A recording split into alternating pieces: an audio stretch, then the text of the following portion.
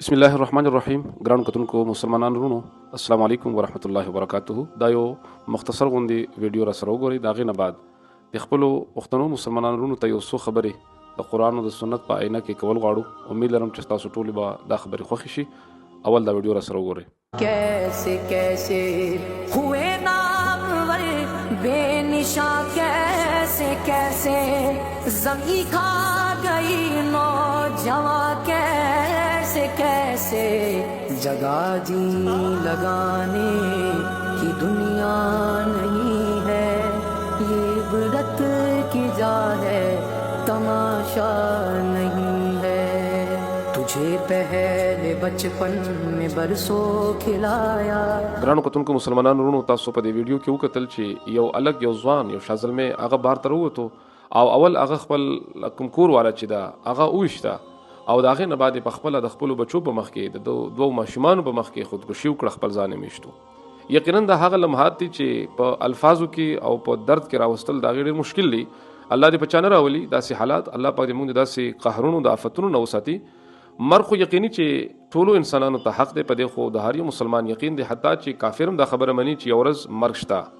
لیکن د دې مرګ نه بعد چې کوم حالات په موږ راتللو والدي هغه څوک مني او څوک نه مني دا د مسلمانۍ سره تعلق ساتي چې مسلمان ته پته وي چې د مرګ نه بعد زندګۍ د جوړولو کوشش کوي.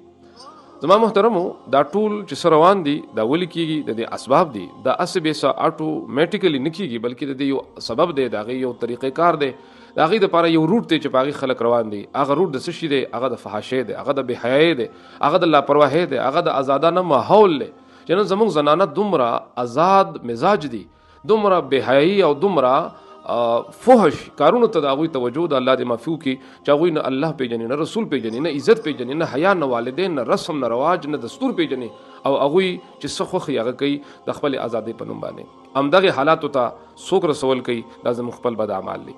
قرآن کریم کې الله تبارک وتعالى فرمایي ومن اعرض عن ذکری فإن له معیشة ضنکا. کم سړی چې زما د ذکر نه مخ واړی دا غي نه اعراض وکړي داغه د پر ژوندۍ خود تنګي والا ژوندۍ وي. تاسو کتل چې په دې ویډیو کې یو دوه ماشومان بچي د خپل والدینو په مخ کې ولاړ دي هغه دواړه وجل کیږي.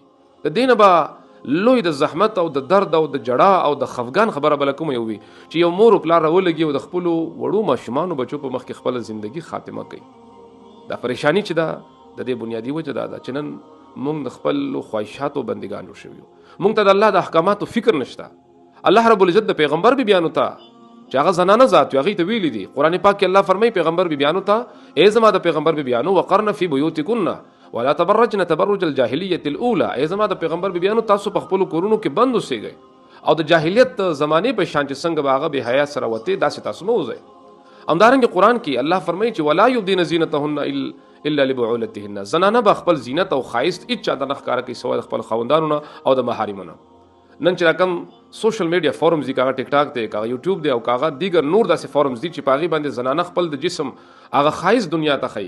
اخر په دې سم ملاويږي یو څو ټکی به ملاوي شي په دې دا ټکی انسان چرته وړي دا خو قبر ته نشي وړي. په کفن کې جیب نشته د انسان د مرګ نه بعد په کار ناراضي دی. دوه ورځې د خوشالولو لپاره دومره بهای او دومره یو حد تدلل چې الله خفا رسول د طریقې چې دی خلاف د خپل عزت او د خپل حیا او د خپل دستور او د خپل د مشرانو چې کوم هغه درد او فکر دی هغه زبا کول هغه ختمول دا د کوم ځای انسانیت دی. دا د مغرب سوچ چې موږ ته راغلی دی دا په دې بنیاد باندې موږ ته راغلی دی چې هغوی موږ به حیا کول غواړي. پیغمبر فرمایي کله چې ستانه حیا وته بیا دې چې څه خوښي هغه کوه.